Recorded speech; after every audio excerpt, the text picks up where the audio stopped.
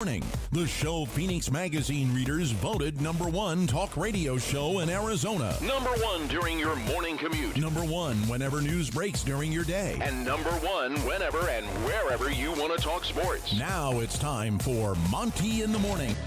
Hey, yo, man, how the heck are you? It is the Monty Show. A pleasure to be with you, my friends. Happy Friday. Jake? Yes. It is. Does it feel like Friday? Oh, it feels like Friday. This week's been an absolute ass kicker. It has been an absolute ass kicker. As was the NBA draft for Jazz fans last night. Linda. Slow your roll, bro. Slow your roll. The panic in Jazz Nation was real last night, so we'll talk all about that. Winners and losers in the draft last night. I thought there were some real shocking moves. Obviously, the Paolo Banchero, number one, Jabari Smith, number three. And there was one thing in that situation that I loved. We'll update you on the latest with Kyrie Irving, what's going on with Rudy Gobert and the Utah Jazz. All of that coming up right here on the Monty Show this morning. And by the way, I had the best Italian dinner that I think I've had in years. I'll tell you where. All kinds of good stuff. It was amazing.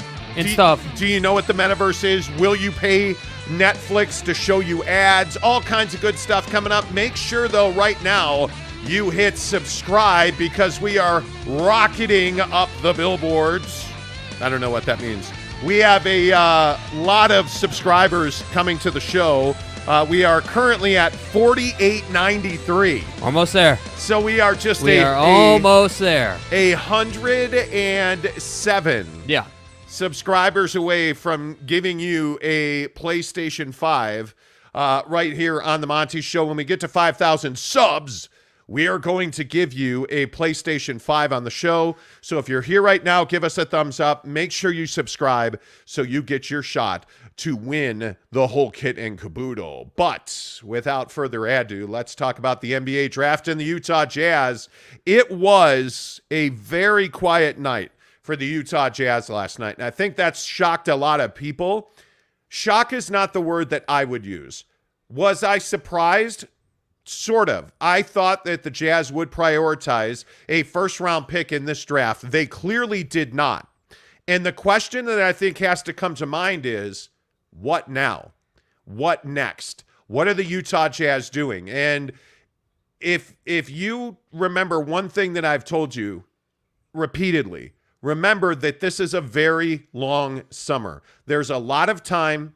There is an end goal that the Utah Jazz are working towards, Jake, and I think this is just a process and them navigating those waters. It is a process, but I also think that the fan base is not about waiting forever to get a deal done. You know, I think people are hungry. I think people want movement, and that I'm not sitting here saying that the Utah Jazz care about that or that they should care about that. I think that they need to, approach the process properly, which they are. I would have loved to have seen them make a move last night, not even just with the idea of like getting into the first round, but I think with the idea of moving the ball forward and getting the Rudy deal done. Like I was saying yesterday, I just think that, yeah, sure, it's a process, but Danny Ainge clearly has an expectation of like what they're going to get back from Rudy Gobert. And he's not going to make the move until they get that. So it's going to be really interesting to see how Danny Ainge finds the middle ground on making a deal so that the Utah Jazz can move on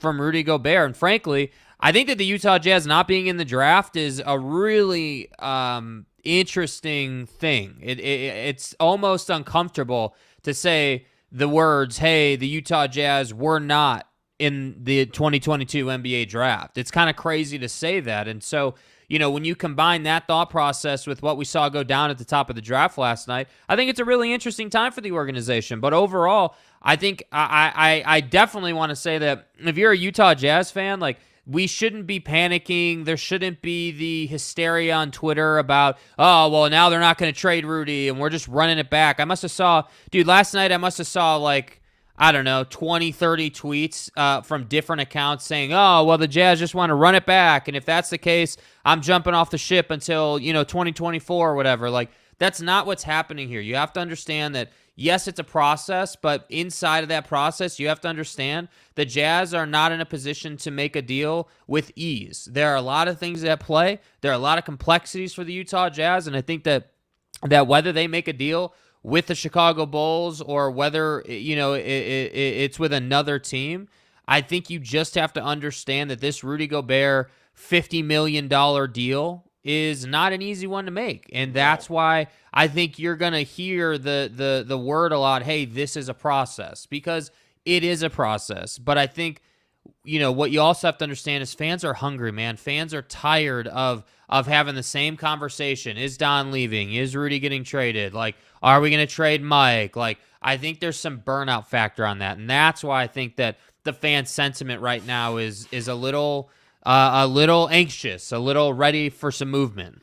Yeah, and I just think that you can't be so quick to react. You can't have these knee-jerk reactions. I think, again, and, one of the first comments we got this morning, which I think was a very good question by Jake R., do we trust that Danny Ainge has bigger plans after not making any moves during the draft? Great question.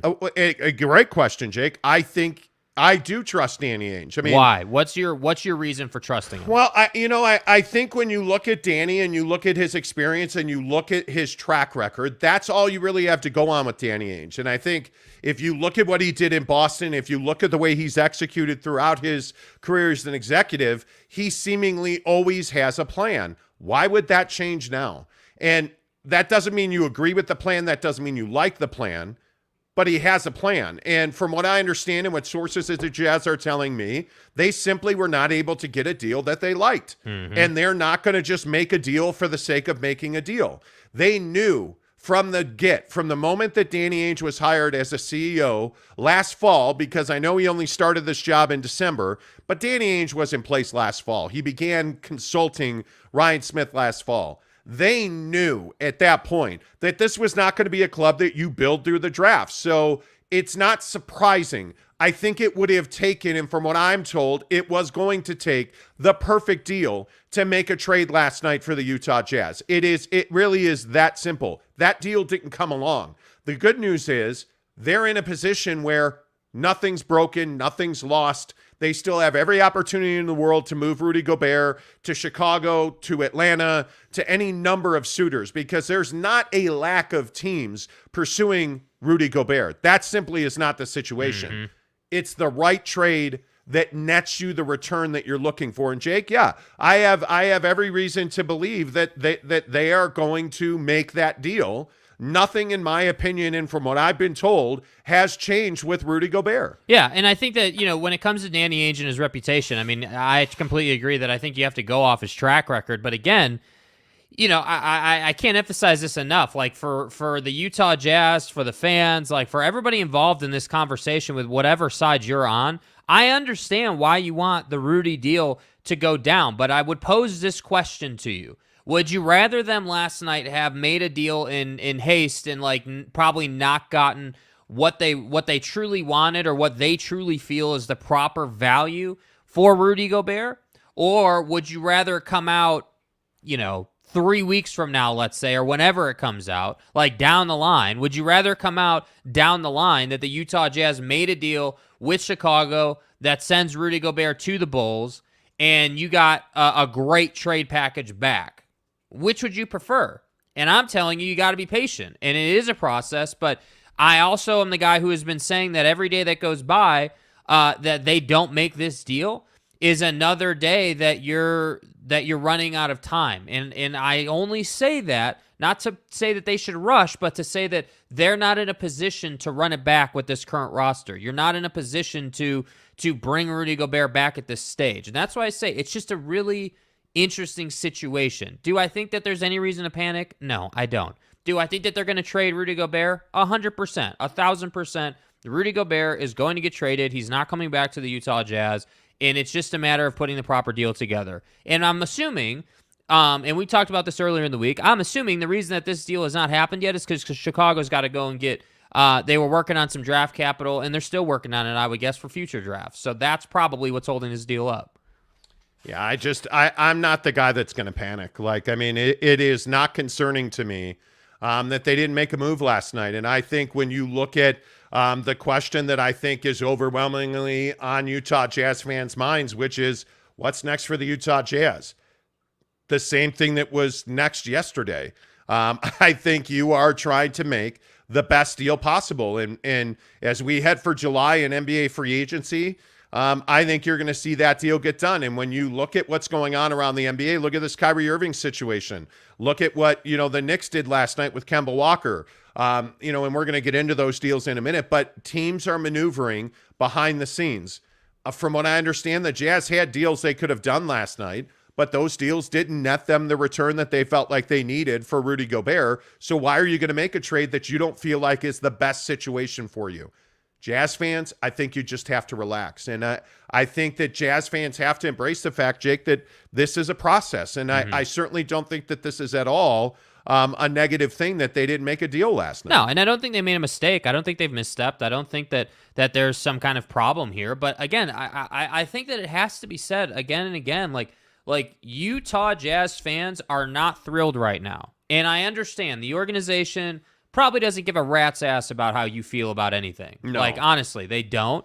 But I think that I don't want to come on the show today and say, hey, you guys are totally off base with how you feel. You are off base with the things you're saying about, well, now they're not going to trade Rudy Gobert. That's completely wrong. But I understand why you want the deal to happen. I get it. I level with you. Like, hey, like we want to see some movement here. We want to see some traction. Like, we want to see Danny Ainge live up to the God status that he is as an executive that we've been hearing for months on end now. So I understand. But is and that get fair? it. Wait. Yeah, I do think it's fair. Is that fair though when we're talking about God status or like I just don't know that putting that label on him is necessarily fair. Has he not been labeled as one of the best executives in the league? Has Ryan Smith not called him the best basketball mind in basketball? Like, I think that Ryan Smith has had extremely high praise for Danny Ainge. I think that Danny Ainge has been regarded as this great pickup for the Utah Jazz. And again, I'm not sitting here saying he hasn't done a good job. I just think he hasn't had the chance to make a move yet.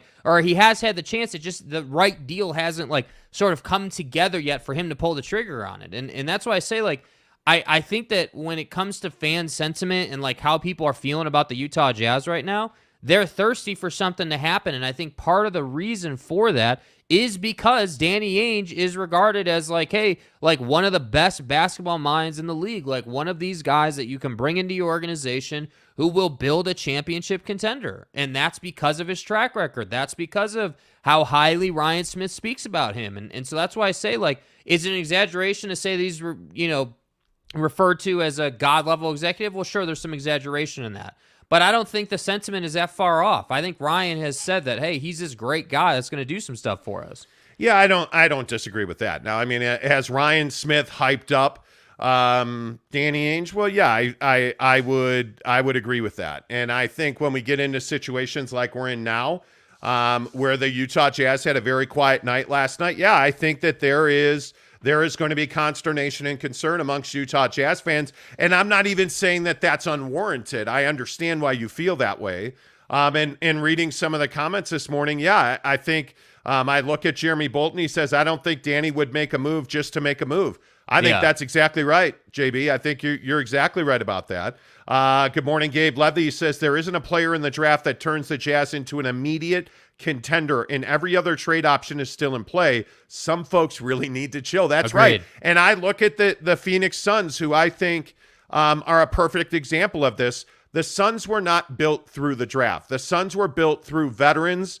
And you were able to, if you're the Suns, you were able to draft a guy in Mikal Bridges who came in and made an immediate impact. But why was that? He was a 3-year player. Mm-hmm. The guy was a guy, he stayed in college. He won at a high level. You bring him in, he's not going to be Jabari Smith, who's a teenager, right? So when you look at teams that have a lot of success, you look at the struggles of the Golden State Warriors when they drafted Steph, Clay, and Dre. Those guys had growing pains. They were not great right out of the box. Building through the draft has not been the way that guys like Danny Ainge have won championships and built perennial contenders. And frankly, that's why I say this is a process. Be patient. And if you're patient, and I think much to Gabe Ledley's point, if you chill, and some people really do need to chill, right? I think you're going to see that the Jazz, when you come out on the other end of this, the Jazz are going to be a better team than they are today. Just take it nice and easy, okay? Just relax. Thank you. That's really all you need to do. You know what I'm saying? Rudy Sanchez says Jazz fans need to be patient and need to understand that if you don't make the team better or bring back a good return, it's not worth it. I totally agree with that. John Jackson, good morning to you. JJ says there's a big name. There's some big names that are up for trade deals. It's smart for the Jazz to look carefully at their assets to inquire better. And I think you mean to acquire better players. Yeah, I agree with that. Yeah. I just don't think I don't think anything's been lost. Yeah, I mean, I don't think we're at we're not at some point where it's like, oh man, we got to start panicking, like the Jazz missed the boat on some clear opportunity to make themselves better. Like that's just not where we're at. But again, I can't help but sort of empathize with some of the people saying like, man, we really would have loved to have seen a deal. I would have loved to have seen a deal last night. However, clearly, as you know, as the comments are saying, and as we're sort of talking about here, the opportunities that the Jazz were presented with last night did not pan out because they didn't want them to pan out. They didn't like the value that they were getting back, and I can respect that. I just don't want to get to camp and be in a place where we're not thrilled with the roster. Like I want day one of camp to open for this team, and I want to feel like, okay, yeah, there's been a lot of changes, but we got something to work with here, Got a new head coach hired. We got several new key contributors. Like, we're feeling good about ourselves, We got a new car here. So, that's what ultimately I think this will result in at the end of the day. Yeah, and I think when you look at Hullabilly's comment, he says, I'm more concerned about us getting the right coach. I'm leaning towards Will Hardy, but glad that's not my decision to make. Well, and again, I will just say, I think that and I know we've talked a lot about this, but I think Will Hardy is absolutely the leading candidate for this gig. We told you, the first week of June when Quinn Snyder resigned, that Will Hardy's going to be a guy you got to watch. But I don't think there's any doubt Johnny Bryant's in the mix for this job. I don't think there's any doubt that it's going to be a young assistant coach, as we've talked about. And I think they're going to try and get a Terry Stotz or somebody like that to be their lead assistant. I would pay very close attention to Mike D'Antoni in Charlotte because they've not hired Mike D'Antoni in Charlotte yet. And that's a guy who's a phenomenal mentor. I don't know that Mike D'Antoni's the guy you want to hire as your head coach, but certainly you'd love to have him as a lead assistant. Yeah. And I know that he and Danny have a relationship. So my guess is that if Mike D'Antoni does not get the job in Charlotte, that he would certainly be a guy that they would call and count on. And I know that the Jazz want to have a veteran lead assistant and beyond Alex Jensen, who I think is a candidate for this job, but I think it is highly unlikely that he would end up being the head coach of the Utah Jazz. I think, again, it's Will Hardy, it's Johnny Bryant. Adrian Griffin, to a lesser extent, I think we're now seeing that they are moving towards Will Hardy, and I still maintain that Johnny Bryant is 1A to Will Hardy, who I think is number one. And I believe there were reports to that yesterday, but I think the Jazz want a young head coach, Jake, that has experience. Yeah, and I think that's the, obviously that's like the ultimate thing. I mean, whether we're talking, football or we're talking the NBA, like I think that finding a guy who's younger, who's energetic, but also has some experience and can relate to these guys and like can have a great relationship, and it doesn't feel like dad coming down on son, but it feels more like, co-workers, partnership type vibe. I think that's when you get things like the Phoenix Suns, occurring. I mean, that's why, the Phoenix Suns happened, because Monty Williams was, I wouldn't call him a young man, but certainly he's not an old man, and I think that he's energetic, he's respected. Like, that's the kind of guy you're looking for. And so I agree with the people who are saying that the Jazz can't necessarily take a risk on a head coach, but I don't think that, the Will Hardys of the world or the Johnny Bryants of the world are risks. I think that those are guys that have been primed and built and are ready for that next step. They just need to be given an opportunity. So, yeah, I think that you will see the head coaching thing I'm not as concerned about, to be honest with you, because I think that if you have a roster that gives you options and you have guys that can contribute at a high level on both ends, there you can make that work. You know, like most coaches who are going to come in are going to find a way to make that work. So that's why I say, like, yes, it is important, but my biggest, like, grade A #1 concern right now is what you get back in the Rudy deal and what you're going to do with Mike Conley. Like, those two guys are, I think, the #1 priorities this offseason. Yeah, and as they should be, I think. You know, it's one of those things where when you go back and look at what the Jazz are trying to do, I think you're in a really good position. I mean, you obviously I like the Cockburn signing, the 7-footer from Illinois. I think that he is a really good player to take to Summer League, and I think somebody was talking about, and I know I missed it, but somebody was talking about Kai Sato, I believe is the way you pronounce it, Sotto, Sato, the Philippines, I think he's 7'2". The problem is that Kai lacks athletic ability. He does not move well. He is not a guy that I would describe as agile. When you're 7'2", you better be able to move well, and I think that, I think the Philippines is a strong basketball fan base, but he went undrafted. I didn't see where he wound up. I don't know if he signed a free agent deal or a camp deal, but I think the Jazz are doing all the right things. I think the Jazz are moving in the right direction, and I think that, I think you just have to chill. I think things will work themselves out. K. Nurin says, Danny isn't stupid. He will wait for the right deal or trade to make the Jazz better. Yeah, I totally agree with that.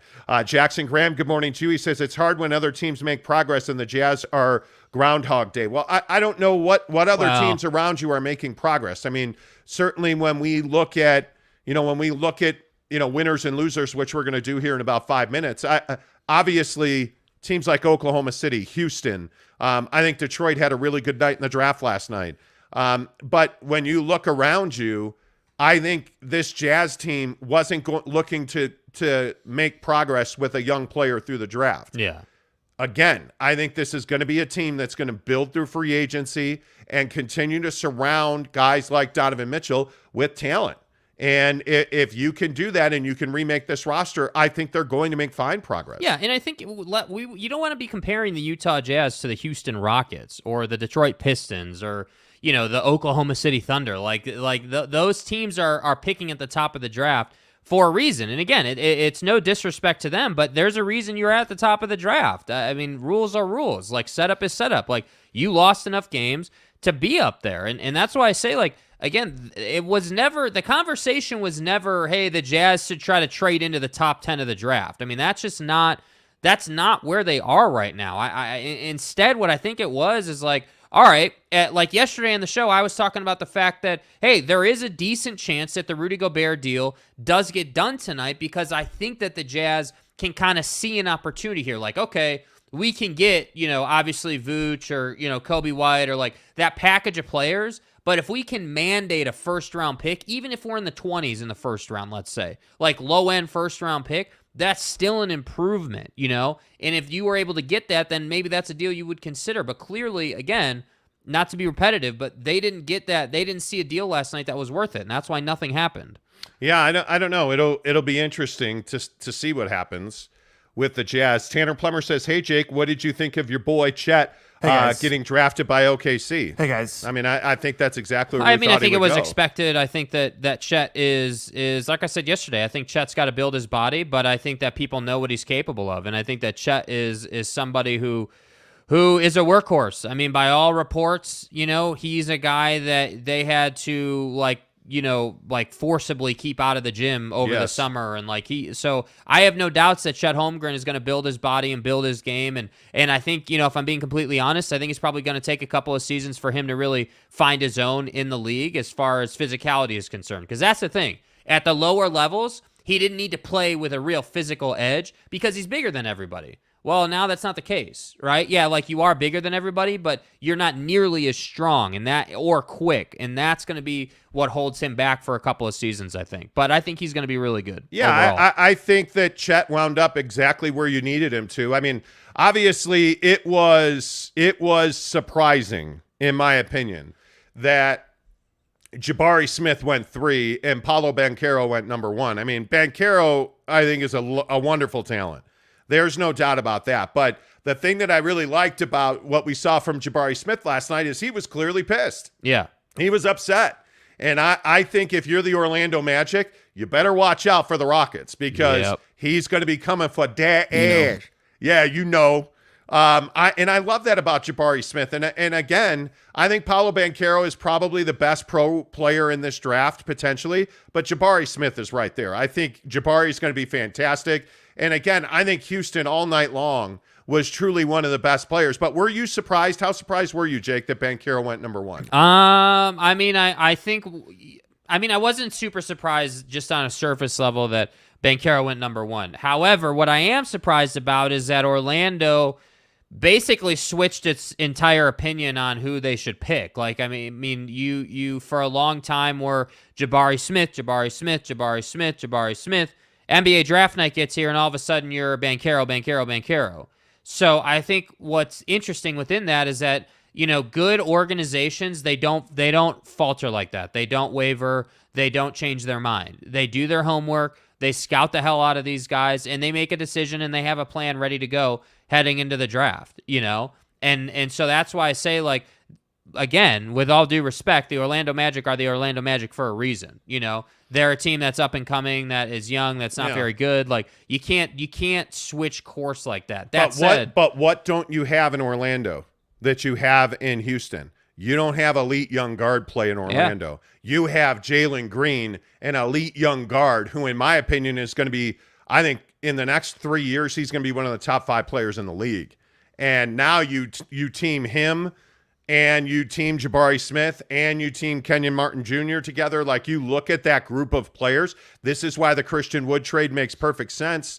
Like, you look at that grouping of players, Jake, and I think that the Houston Rockets, I think, have to be one of the winners. Well, they're absolutely a problem in the league now. I mean, I think that, you know, again, what did we talk about with the Utah Jazz all year long, right? The Christian Wood, you know, send it to overtime game as far as the Jazz are concerned. And that's why I say, like, the Rockets they've only gotten better. But again, I can't emphasize this enough. While it feels like, I'm sure for Utah Jazz fans, that a lot of these teams got better and you didn't get better, you also got to understand that you're probably 30 wins better than the Houston Rockets right now, just like as it sits here today, even with that draft pick.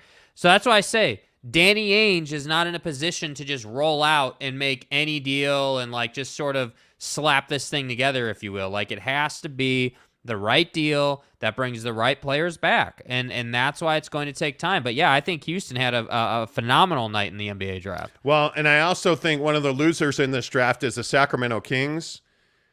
I don't know. Like, I look at their decision to pass on Ivy and go with Keegan Murray. And again, I think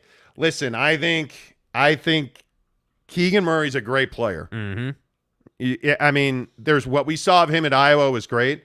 But when I look at the total package that Jaden Ivey from Purdue brings to the table, that's the kid you should have gone Savage. with. In my opinion, yeah. When you're the Kings and you made the deal they made last year and you hitched your wagon to De'Aaron Fox, you needed to go and get the best player available, was Jaden Ivey. Keegan Murray's fine. Jaden Ivey's the guy you should have taken there. And when you talk about a team like Orlando and you talk about some of these good and bad teams, bad teams continue to make bad decisions throughout the draft, throughout free agency, during the season, hiring coaches. That's the Sacramento Kings to a T. The Kings continue to make questionable decisions at best. And you make a trade last year that, by all accounts, nobody has any idea what you were doing. And now you have a chance to make that right and draft Jaden Ivey. And again, it's not a slight on Keegan Murray. He may well go on to be the best player anybody's ever seen. Jaden Ivey's a stud. Yeah. He's got coaching in his bloodlines. His mom was a star at Notre Dame, and his mom was explosive. She was a star in the WNBA. She's a great head coach. Yeah. He looks to be a prototypical NBA superstar. Yeah. And you passed on him. And you passed on him for a guy, by the way, in Keegan Murray, who wasn't exactly excited when he was asked about the prospect of going to Sacramento. He said something to the effect of, but he said something to the effect of, well, it's not the worst result, or it's not the worst thing that could happen. Yeah. Like, are you kidding me? Is that the answer you want from the guy who you drafted number 4 overall? Come on, man. You know, like, bad teams make bad decisions. I wouldn't be excited to go to the Kings either. I can't blame the kid. Like, I wouldn't be that excited about it. I think that there's 29 other teams or whatever it is in the league, and you found your way to the Sacramento we never win anything Kings. I mean, that's tough, bro. And yeah, you're damn right. The way they handled Tyrese Halliburton and the way that deal went down, and hey, Tyrese is expecting an extension, and you decide that you want to hitch your wagon to Sabonis.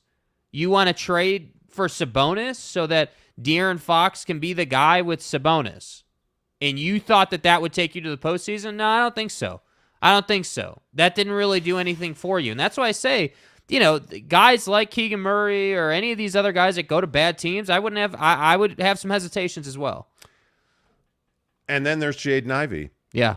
Where did Jaden Ivey end up?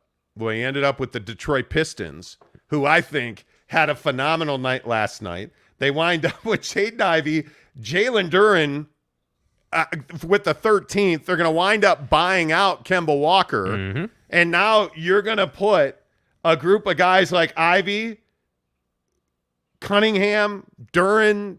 Are you serious with the Detroit Pistons? Plan. Right, hell of a night. Now you look at these models of these bad teams at the lower end of the league. Well, look what Houston did. Houston went and got a bunch of young guys, and they're bringing everybody up. Yeah. Detroit went and got a bunch of young guys. Now they're bringing everybody up.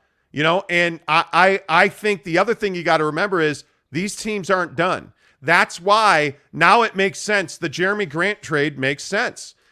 You look at what you're hearing out of Houston, that they're going to trade John Wall and Eric Gordon, and they're gonna continue to do everything that they need to do to bring these young guys up. Yeah. And I think Detroit's doing the exact right thing. And I think Detroit is going to be a force for several years. Yeah, or in several years here. Yeah, and I think that I think they're going to be much better just this coming season. I mean, I don't know about playoff better, but like I think that they've gotten much better last night. Like I think that Cade Cunningham is somebody who is going to be an all-star level player for a long time. And I think that he brings you reliability, and I think he brings you stability as well. And I think that Cade Cunningham, partnered with some of this talent that they got in the draft last night and letting go of Jeremy Grant, I think was really smart. I have to say, I think it was really smart front officing, if you will, out of the Detroit Pistons. And I think that they've got a bright future. And it'll be really curious, again, as you said, all these bad teams that are sort of up and coming with all this young talent,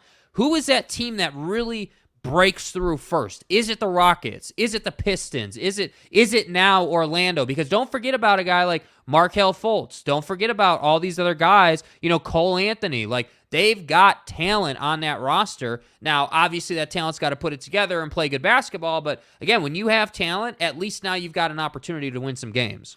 Yeah, and I think when you look at a couple other teams I want to point out, the GLeague Ignite, putting 3 guys into this draft, into the first round, I think is fantastic. Or excuse me, 2 in the first, 1 in the at 37. But you look at Dyson Daniels at 8 to New Orleans. That's absolutely a win for the Ignite. You look at Marjon Beauchamp 24 to Milwaukee. That's a win. And I think Jaden Hardy 37 to Dallas. I mean, those 3 guys. I mean that's huge for the GLeague Ignite. That tells you that path to the NBA is absolutely viable. Mm-hmm. They're putting guys into the first round of the NBA draft. That's a path where you can now get paid. If you don't want to go to college, you can get paid and you can do your thing. Although obviously NIL deals change all of that completely. Right. But the GLeague Ignite is absolutely a place for young, talented players who don't necessarily want to go to college, don't necessarily want to go to Australia. This is a place now, the GLeague Ignite, where you can go and you can expect to get drafted into the first round of the NBA. Absolutely. Of the NBA draft. I think this is a big win for the GLeague Ignite. And then, my friends, there is the New York Knicks. And I just don't get it. Like, when we talk about teams that are bad and consistently make the wrong decision, and we talk about Donovan Mitchell going to the Knicks, I just continue to ask, what are the New York Knicks doing? And I know that it's probably laugh-worthy, and I get it. But at what point does the NBA's most important market, who hasn't been relevant in over a decade, At what point do they get out of the doldrums? At what point does this team start taking steps in the right direction? And I understand the Kemba Walker thing, he was a bust there. I totally get that. I know they want Jalen Brunson, but here's the problem. You cleared all these picks and all this money, and Jalen Brunson doesn't address your needs. No. So my question, Jake, is what the hell are the New York Knicks doing? Yeah, I don't have an answer for that, and I don't think a lot of people have the answer for that. And I think most people are asking the same question you just asked me. What are they doing? And I think that, I would throw the Knicks, the Kings, several other teams into this mix of like dumb teams that do dumb things repeatedly that net them dumb results. And I think that, I know that's harsh. I know that's pretty brutal sounding, but ultimately, what would the Knicks be if Dolan wasn't their owner? What would the Knicks be if they actually had an owner who cared and who actually was involved and who actually wanted to win instead of just making money? I mean, it is a travesty that this low ass level of basketball is played, several nights a year, obviously at Madison Square Garden. That is embarrassing for the league, and at some point, it's got to change. But again, you can't force a change in ownership, really. I mean,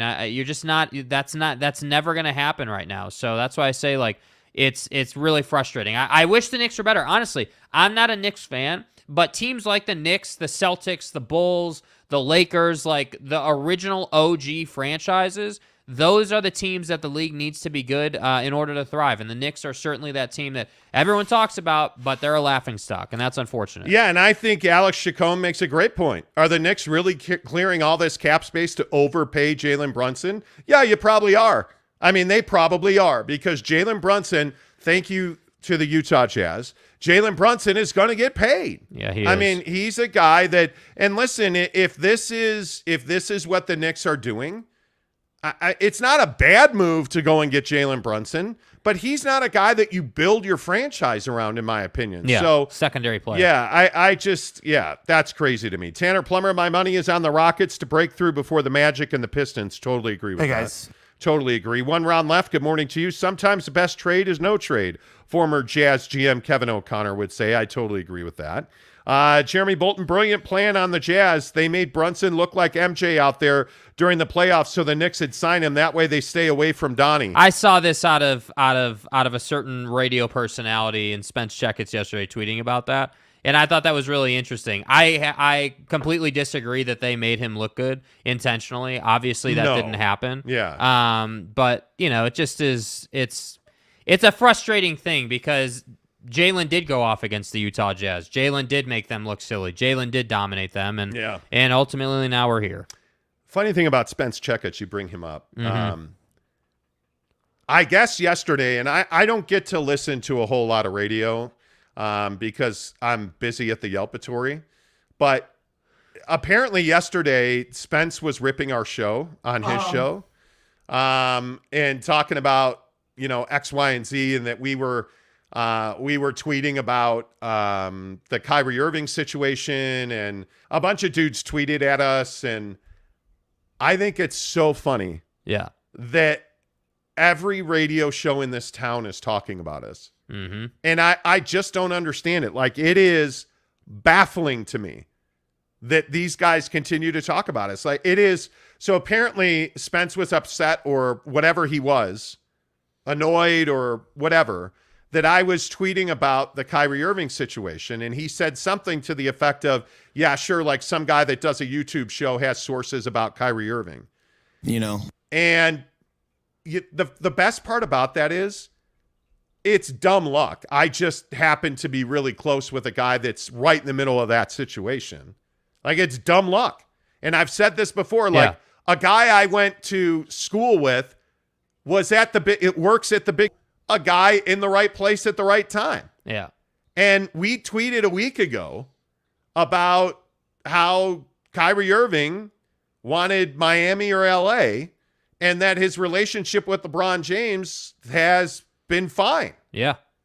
And then what do you know? Woj and Jake Fisher and everybody else is like, hey, Kyrie wants Miami and LA. And it's like, it's not rocket science. I just happen to know a guy in the right place at the right time. And so the funniest part about that is like Spence ripping us on his show. I appreciate you doing that.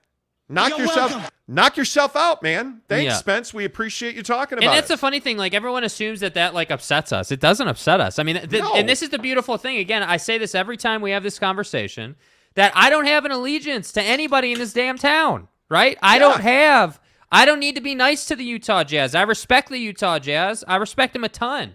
I think I think that, you know, the people we know in the Jazz, I respect them. There's a lot of respect there, but we do not have allegiance in this town. We do not have to say nice things. We do not have to pander to anybody, and that's what I love about it. And I'm just going to keep saying this to you guys, all the people, like all the comments, you know, like everybody who supports this channel, you guys are the reason that they're talking about us, because every day someone new finds this channel, likes, subscribes, participates, comments, and we're growing. We're absolutely growing. And again, I can't emphasize this enough. This show had very humble beginnings, and it's growing because you guys are participating, and I really appreciate that, man. That's really the whole nine. Appreciate that. And I just don't think that these guys who are doing, you know, like actual like radio, like at a radio station, I don't think that they understand the dynamic that's actually happening here. And that's a greater conversation, but I just wanted to make sure that we said thank you, because again,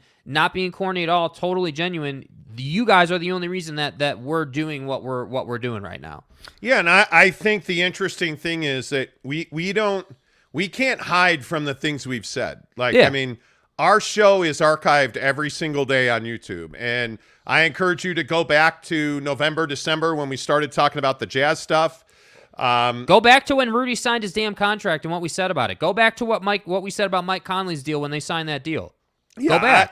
And again, I think I actually like Spence's show. I try to listen pretty regularly. He's the only show that I'll regularly listen to in the Valley. I can tell you that right now. I don't know why he chose to get after us yesterday, but it's not personal to me. You know, it's not. I don't know him. I've never met Spence. Spence and I have never talked. I don't know him at all. Yeah. I don't know anybody at ESPN 700. Like, I don't know. I've never met Bill Riley. I don't know Porter, his producer. I don't know Spence. Like, right. I don't know those guys. I don't know, like, the other guy that came up was Sean O'Connell. I don't know Sean O'Connell. I know that everybody thinks you know Sean O'Connell. I know apparently. that what Sean O'Connell tweeted, and I guess he tweeted at me. And I reached out to Sean. He didn't reach back out, which is fine. Sean was upset that I tweeted about something that one of Rudy Gobert's guys told me when he referred to Sean O'Connell's tweet as complete trash about the him or me thing. Mm-hmm. And I tweeted that, and Sean O'Connell was upset and was like, well, why didn't you X, Y, or Z?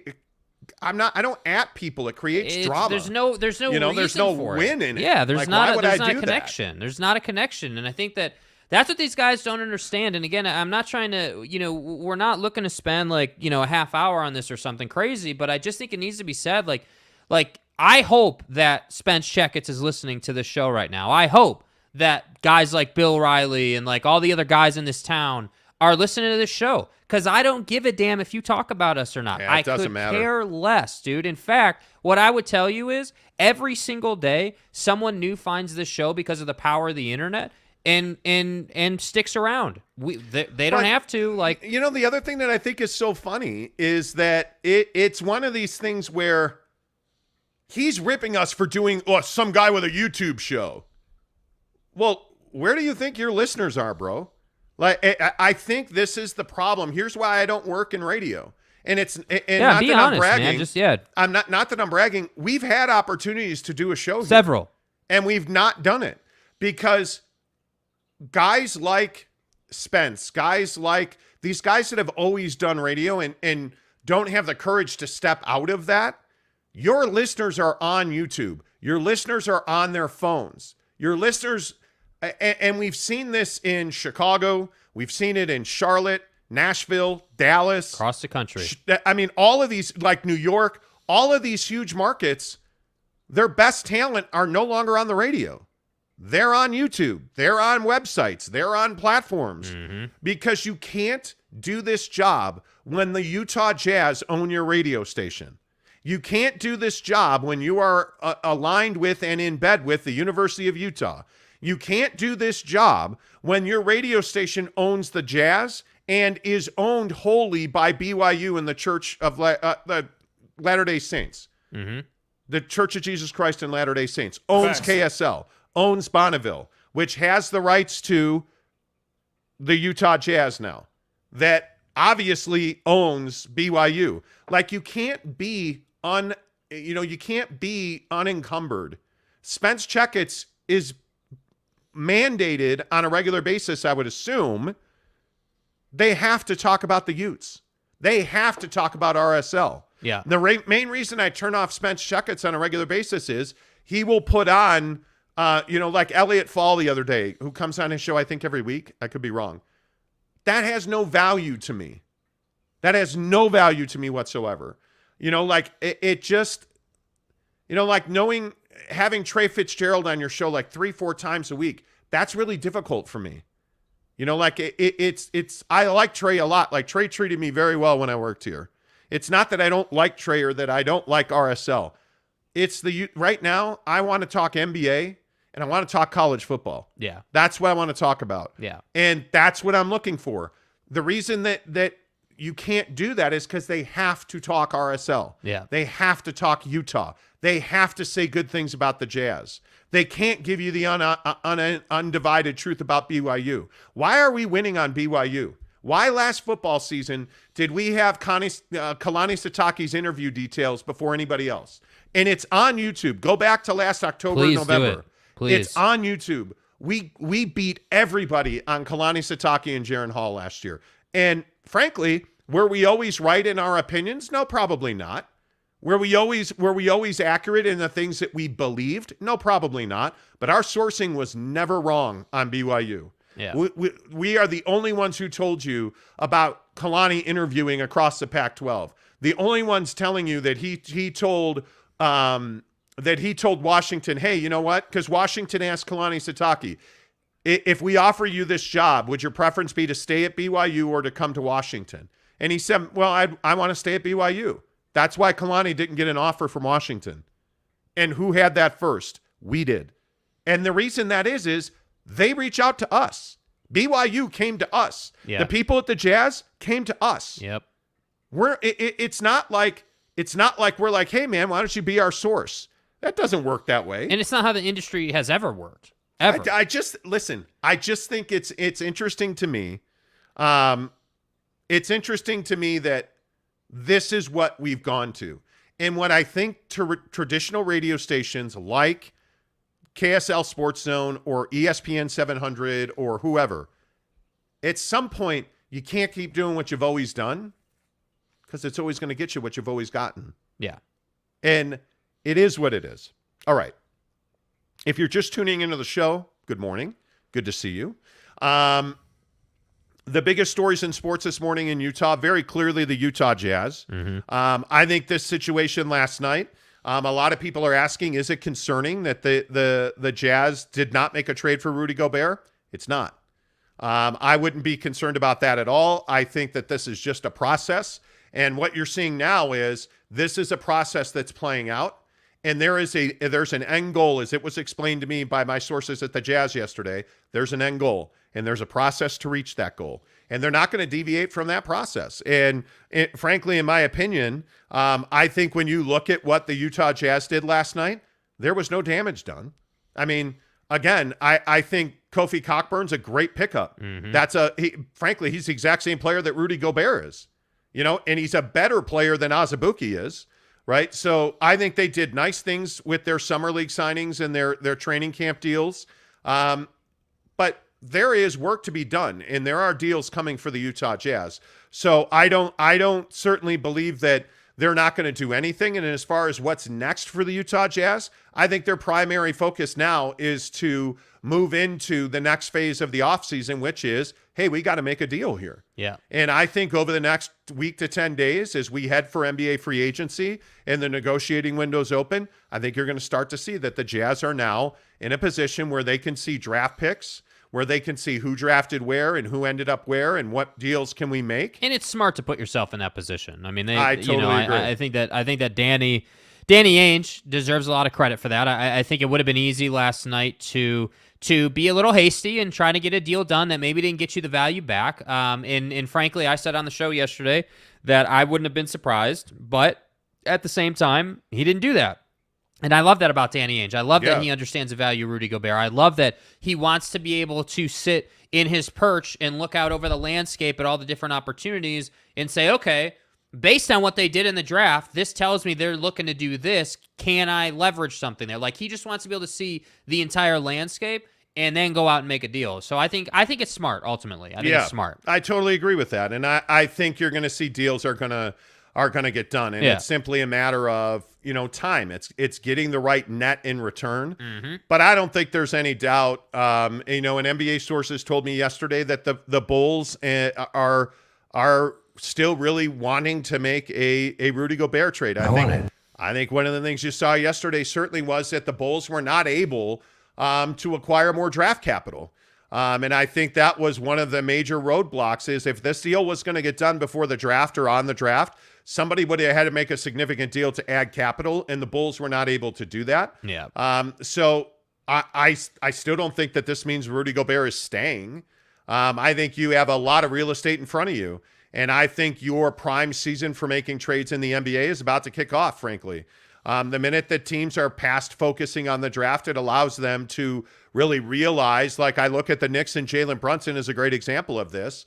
I think when you look at what your goals are and what you need to accomplish them, the Jazz goals are trading Bojan Bogdanovic and Rudy Gobert. And I think you're also going to see them move Mike Conley. I also have heard a lot about Royce O'Neal being involved in trades. He has value around the league. Yeah. His salary is very reasonable. I also talked to a Jazz guy last night who was telling me that friendships and allegiances on the roster are meaningless. And one of the reasons I asked that question is Royce O'Neal and Donovan Mitchell are supposedly very close friends. I don't think that means that Royce is going to be here. Yeah. And I think that when you look at what the Jazz have in front of them, I think I would be very confident that the Utah Jazz are going to trade, I would think at least three players off of this current roster and 3 of their 5 starters. I again would say, I think they would like to hang on to Bojan Bogdanovic. I truly do. Mm-hmm. The issue is he has value around the league. There are teams asking for Bojan Bogdanovic. And I think that if the right call comes, they would trade Bojan. I have no doubt about that. And he will every single time. Yes, he will. I think the Jazz would much more like to trade Conley and Rudy Gobert. And I just don't think they're married to anybody but Donovan. And I truly don't believe they want to trade Jordan Clarkson. I think, as I've said for a long time now, I think they really like Jordan. I think they really like him culturally, the way he fits into their locker room.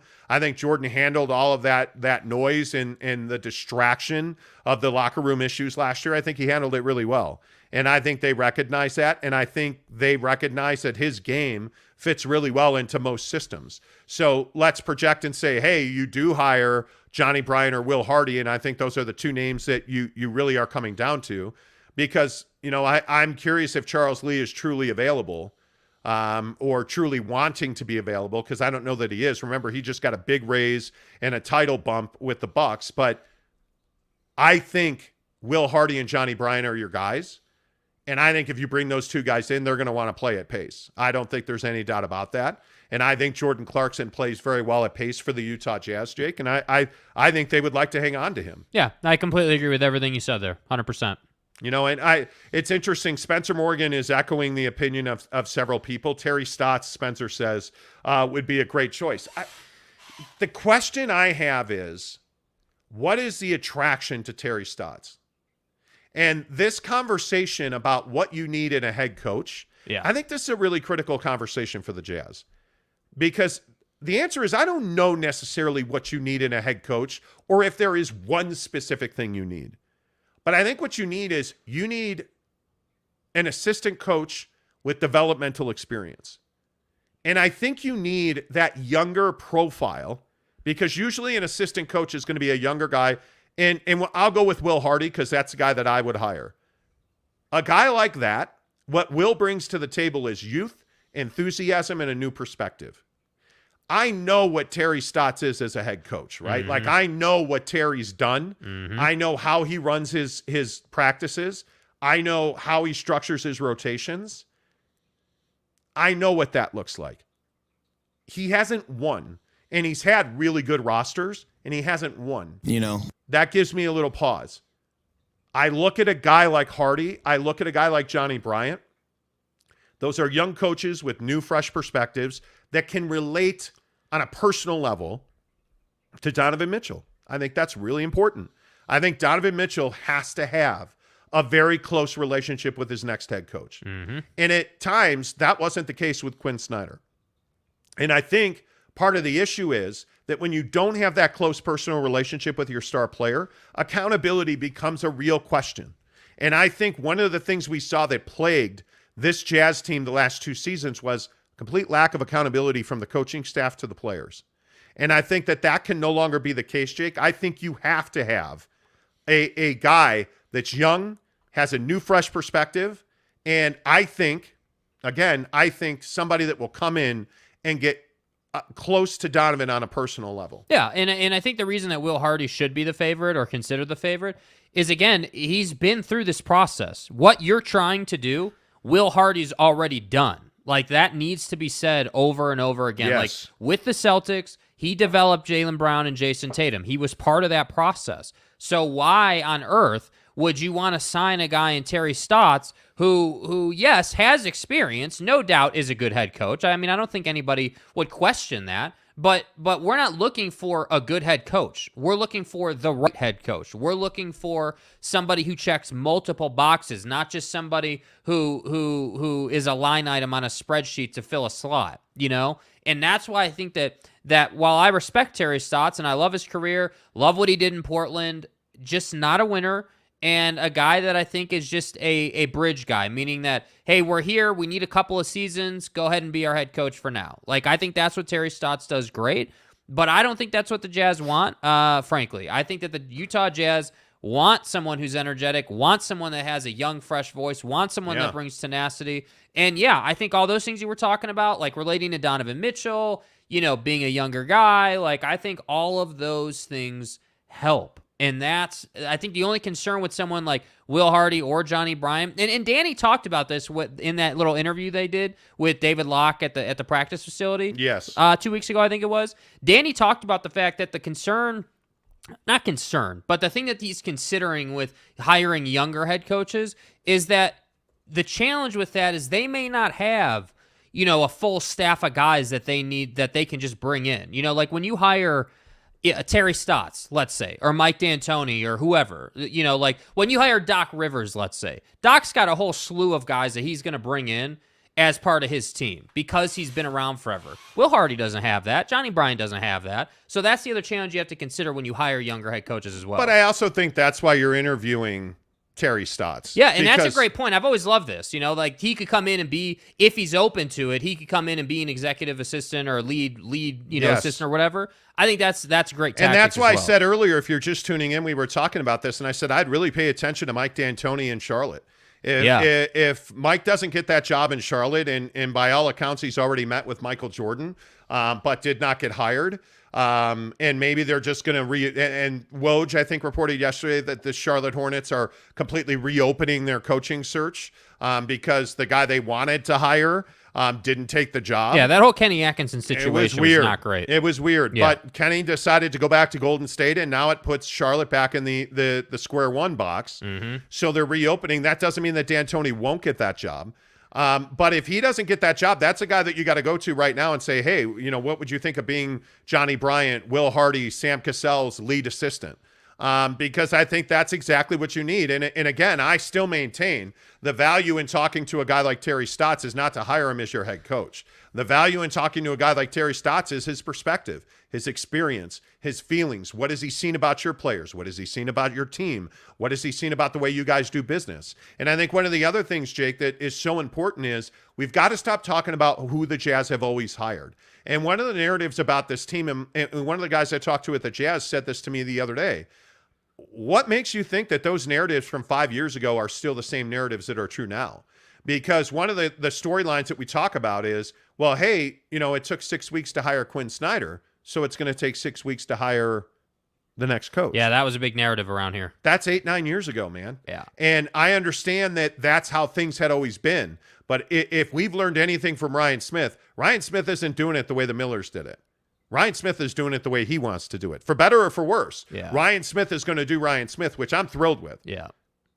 They're not following your timeline. They're following their own timeline. Yeah. And I think we have to get away from it. I think Tanner was talking about how, we need somebody like Jerry Sloan. I think we need the complete opposite of Jerry Sloan. I think you need a young guy who's not going to come in and battle Darren Williams. You need a young guy who's going to embrace culture, who's going to embrace that this is now a players' league, that this league, and if we learned anything from Ime Udoka in Boston, I think one of the things you saw is he built a system to play to the strengths of Jason Tatum. Yeah. He built a system to rotate 3 other guys around Jalen and Jason.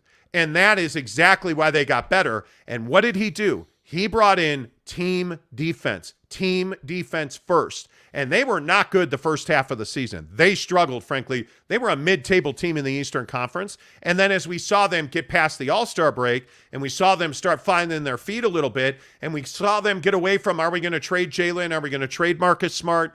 They came together as a team. And I think he deserves a lot of credit for that.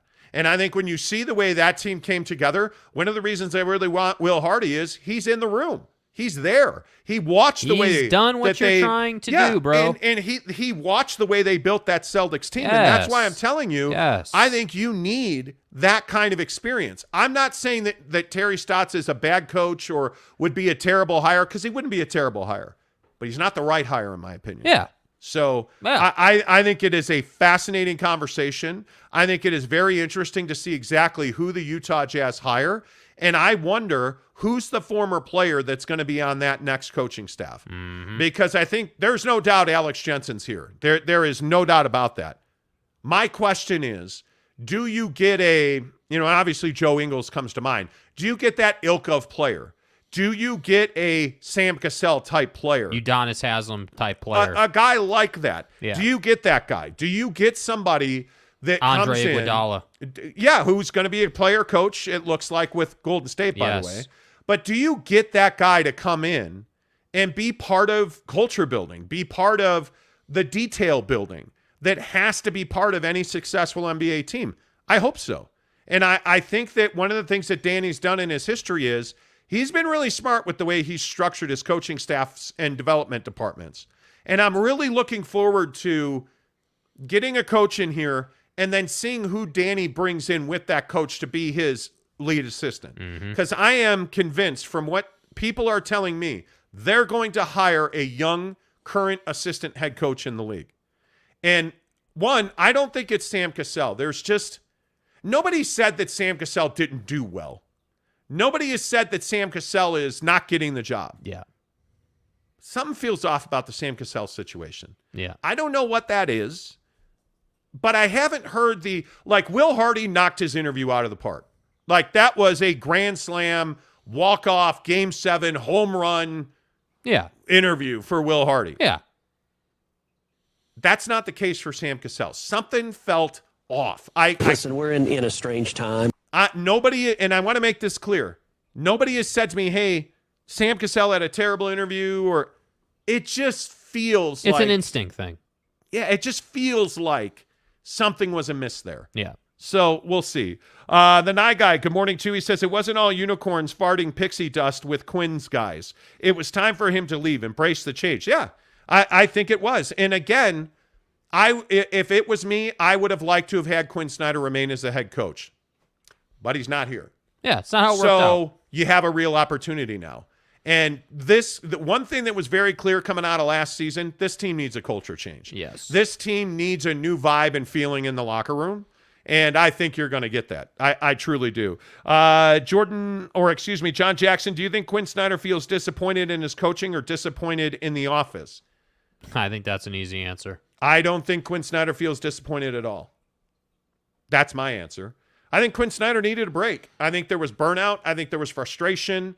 Losing does terrible things to your character. I think that Quinn Snyder, and again, this is my opinion, I think that while some of that is true what you were saying, my feeling for Quinn is that if the Jazz would have said, hey, yeah, we're gonna give you some say here, we're gonna let you kind of decide what players that we kind of want to go after and how we want to approach this, and we're gonna build a roster that really caters to your system, then I think Quinn could have got over the losing. I think Quinn could have moved on from all of that because it's sort of a new beginning. But that's not what they said. They said, no, we're not doing that. We're going to build this team how we want to build it, and we would love for you to be here. We don't want you to leave.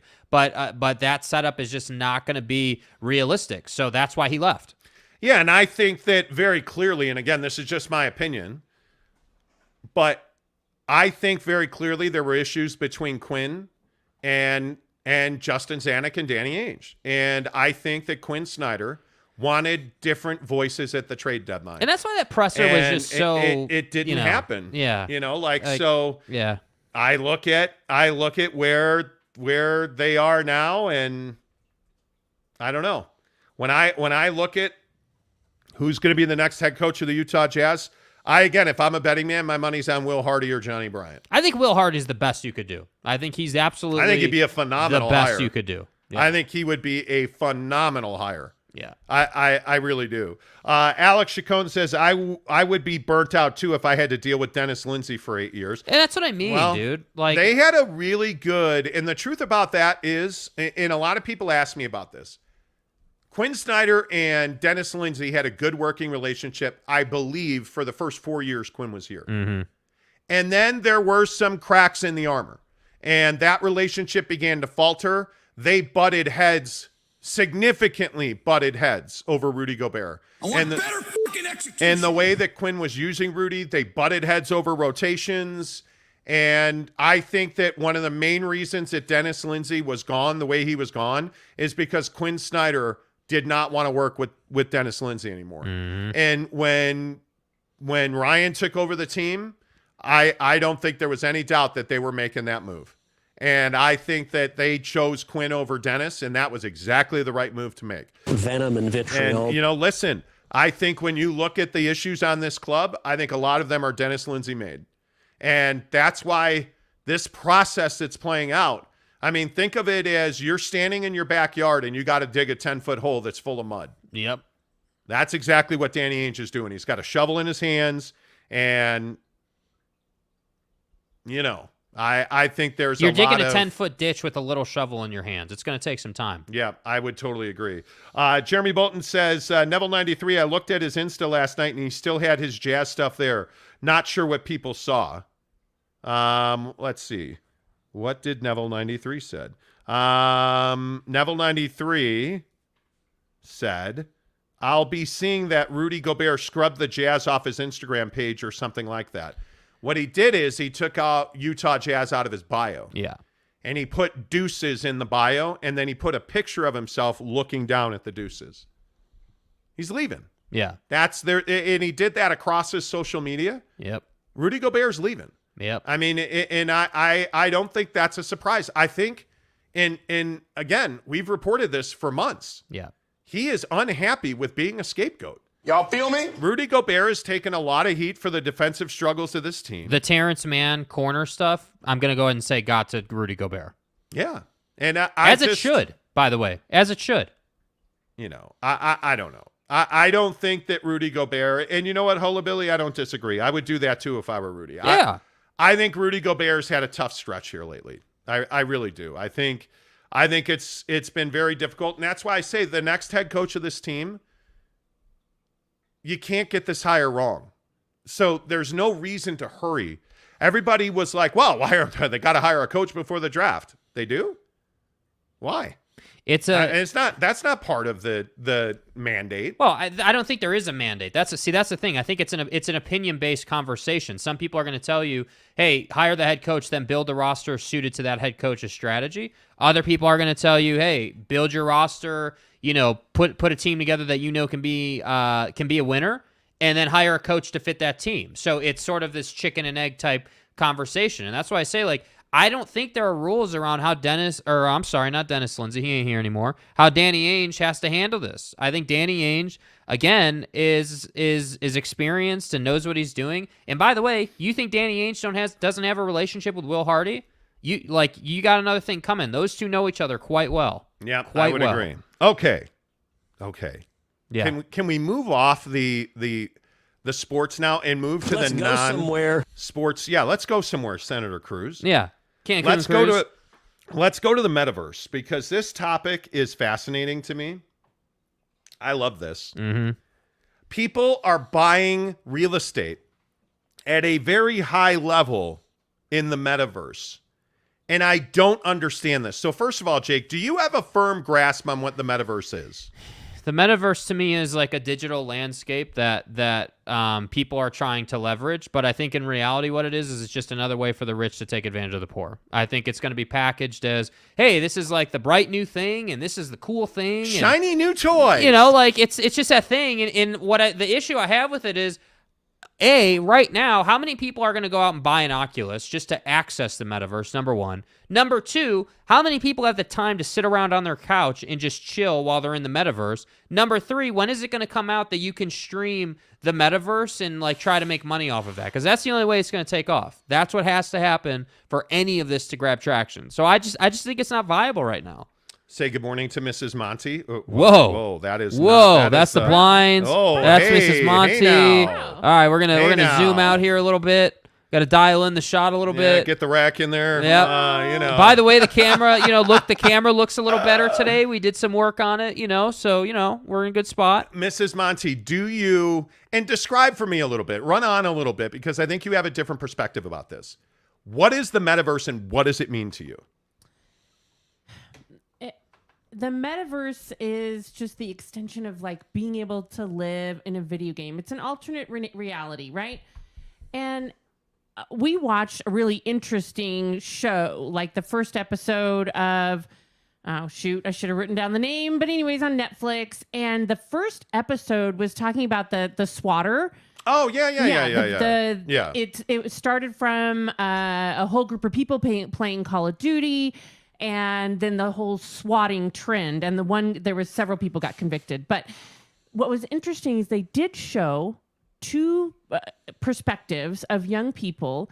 And one girl was saying that like in the game, like in the sim, when she could be whoever she wanted to be, it felt better to her. So I do think there are some people who maybe it's a social anxiety thing, maybe it's an access thing, that it will appeal to be in the metaverse. But I do agree with Jake that like, how many people are going to be doing this and who the hell has time? But do we even know what the metaverse is? Yeah, so we got to roll out some of these numbers, right? So like 3%.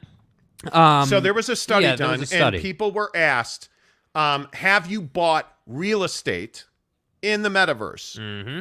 And the results are 3% have purchased real estate, 8% in the metaverse. In the metaverse. But in the metaverse. How many people were asked this? I don't have that number on me. Do we know? It's adults 18 plus. They didn't have a number of how many people were asked. That's bad data. Well, 8% have not purchased but are interested. 52% don't even know what the metaverse is. 52% of all people polled. How many ever people that was? Like, and I don't think that your average American knows what the metaverse is. I think the metaverse gets lumped in with like Bitcoin and like NFTs and like there's all this digitalness happening, and I think people are just confused about it. Yeah, man. Digitalness. He said digitalness. It's not I don't know fucking real, that right? Okay. Yeah. I don't think but that's. I do think that it's foolish. We've seen with video games, we've played video games where, you want to buy a better costume, a better weapon, like that you can spend a couple of bucks. Britt, you want to rank up because you had a lot of, Mountain Dew, Diet Mountain Dew, and you got a lot of triple XP. Right. Totally. So I got a rifle that's get the blue camo on it. If you're spending, $20 to do that, but people are literally spending hundreds of thousands for real estate. It is not real. It is not real. It is not real property. It is not real property. Can we call it fake estate? Spending money on fake estate. But fake estate. But I live next to Snoop Dogg. And we no, smoke you weed. don't. Oh, what a loser! What do you You mean? actually don't. The blunts and the weed and the Snoop Dogg and in the stop. metaverse. I think the metaverse will always exist. It's going to have a group of people who will thrive there, but there's a lot of think issues. so? Oh, I think it will always. How long have video games existed? What are some of the longest running video games? Call of Duty, Halo. These are things What's that have been around. the other one where you jump out of the plane now into Fortnite. Fortnite. Fortnite's huge. Huge. So there will be people. There's going to be a small percentage, but and if I had thought about this, I'd look up what's the population of the Earth. It's going to be a tiny amount, and it will always be there. So it will be there. I get it. The metaverse is going to make money. Meta is going to make money off of it. But please, you are buying fake estate in. Thank you, Jake, for coining the term fake estates in the metaverse. By the way, there's 7.753 billion people on the Earth. Just so you can go to Pound Town. How many do you think are going to be in the metaverse? You can go to Pound Town. There can't be more than 100,000, a million, 2 million. I think a grain of sand on the beach. I think you might get 100 million. Oh, stop. I do. I think you might get. But You think there's 100 million people in the metaverse? She's saying that it could get to that point, and I don't disagree. Like that's not. So at some point. But like okay.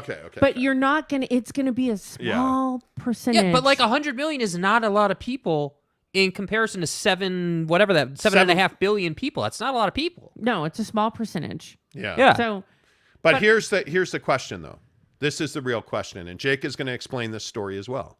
Mm-hmm. Jake, should people in the metaverse be able to unsend iOS messages? Yeah, so Apple rolled out new iOS 16, which allows you to unsend text messages. The problem is that in order to access that feature, the person you're sending the text message to has to have iOS 16 as well. So there's been a lot of confusion around like, all right, well, how do you know if someone has iOS 16? And by the way, this isn't just for text messages. This is just for iMessage. So when I heard this, I was like, man, this is not a good feature because not many people are going to have it. But then you had said that, automatic updates and technology and different things happening, Yeah, I think for the most part, when we're looking at the issue with it, most people have automatic updates, so it's going to update that, and more than likely the person that you're talking to.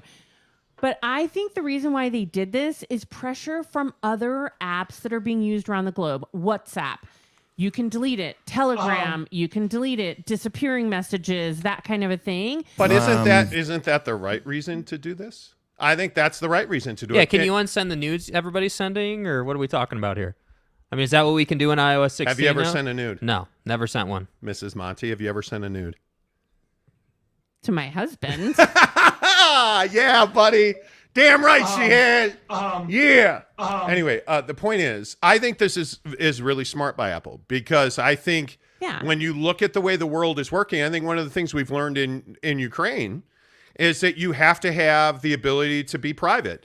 And if you look at all these apps, like I can tell you, it infuriates me that people use disappearing mode or whatever it's called. Vanishing mode. I hate that. But you have to have that capability now because your consumer demands it. Yeah, I wonder if, guys who are doing bad things in the world, like how different would the Jeffrey Epstein situation have been if they could have deleted all those text messages and all the information? Like, that's what I think about. Now, here's what I would wonder, and we'd have to look at the small print. Yeah. Do they really disappear from your record from like the data your log? phone? Yeah, from your data log. You mean like your digital footprint? Yeah. And I would bet probably not. That they do not, because those companies have to protect themselves from stalkers, from domestic abusers, from people who are going to abuse the ability to have that disappear. I think that there's always going to be some sort of a marker within your own phone that if it was subpoenaed, that they could had to access. get those records, that it could be proven. Yeah. But I don't know. I it's a very slippery slope. I think the consumer demands it. Yeah. I think the consumer absolutely demands it. What the consumer doesn't demand is having ads inserted into your Netflix. You're welcome.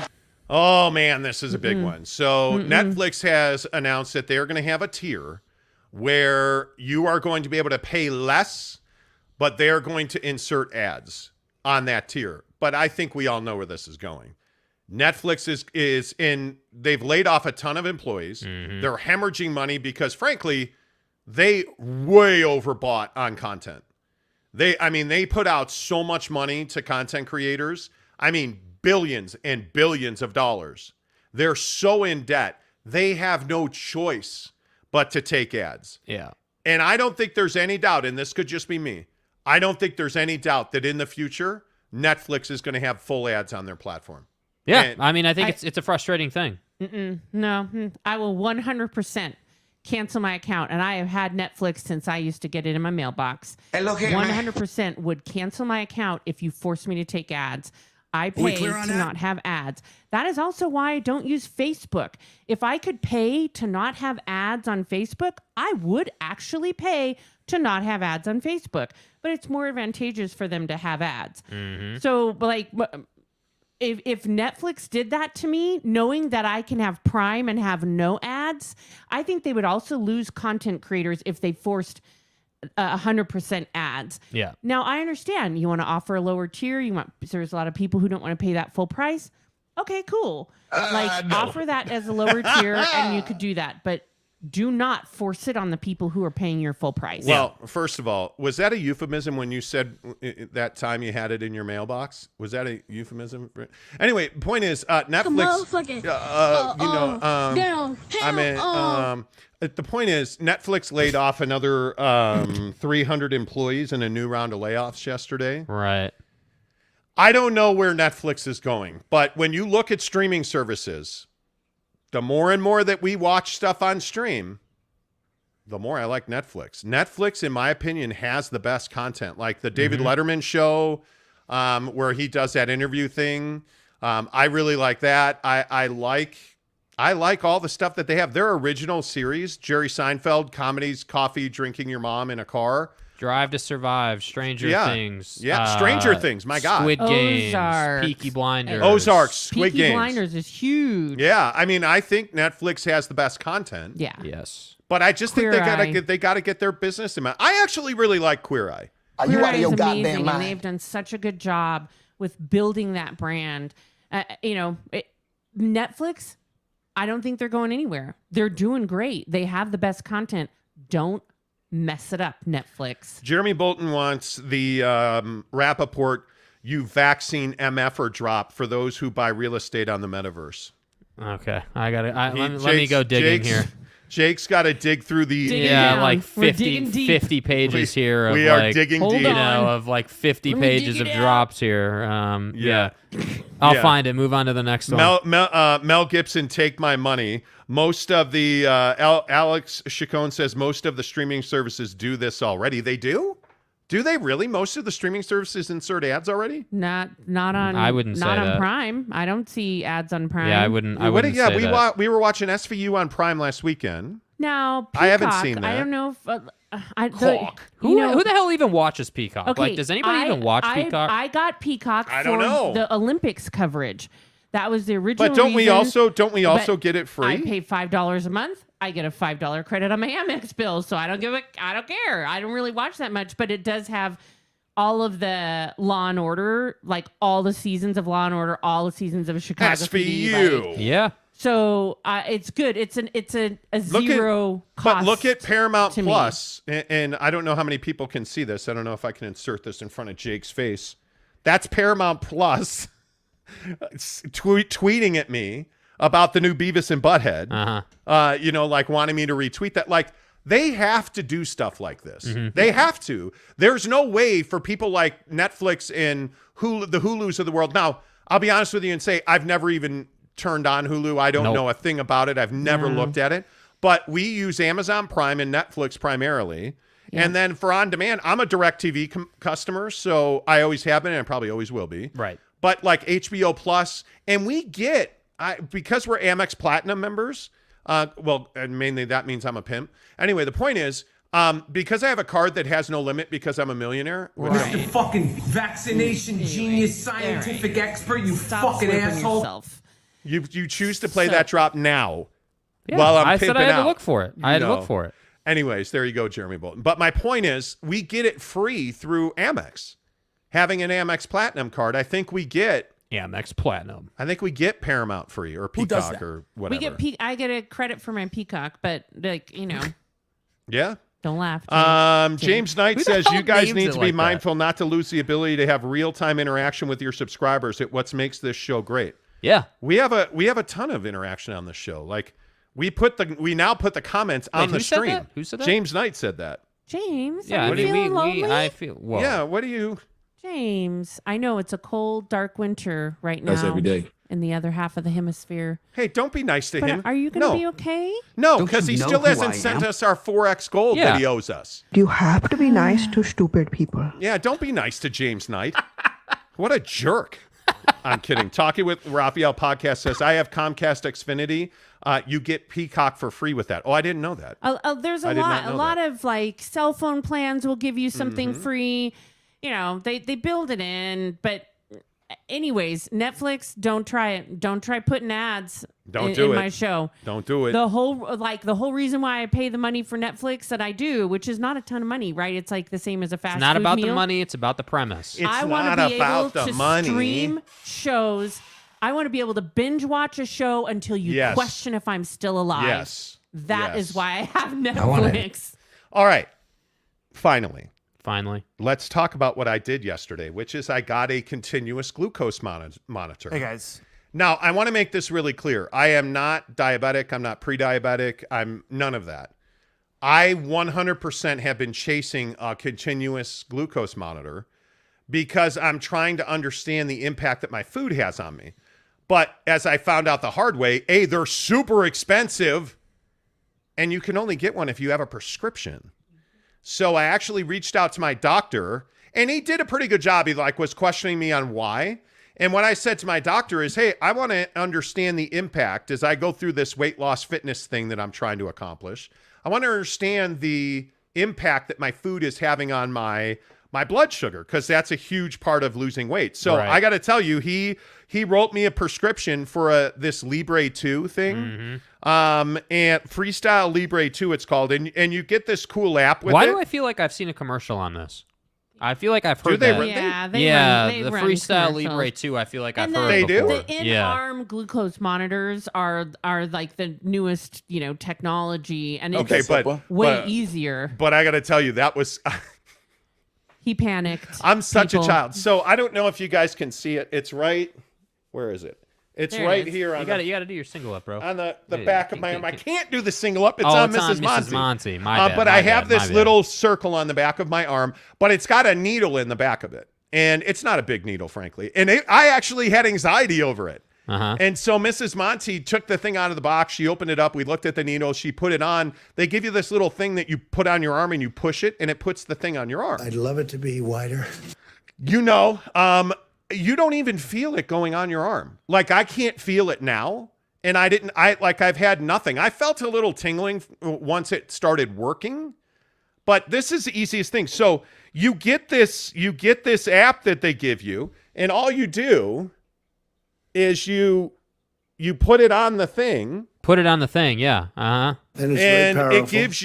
gives you a reading, and it tells you, hey, your glucose score is 101, and it gives you a graph, and I don't know. So, if like, you guys what's can a good see it. score? Like, what are you looking for with Well, this? you What want is the- apparently you want to be under 190, and 110, I thought. no, it's they give you a range, Oh.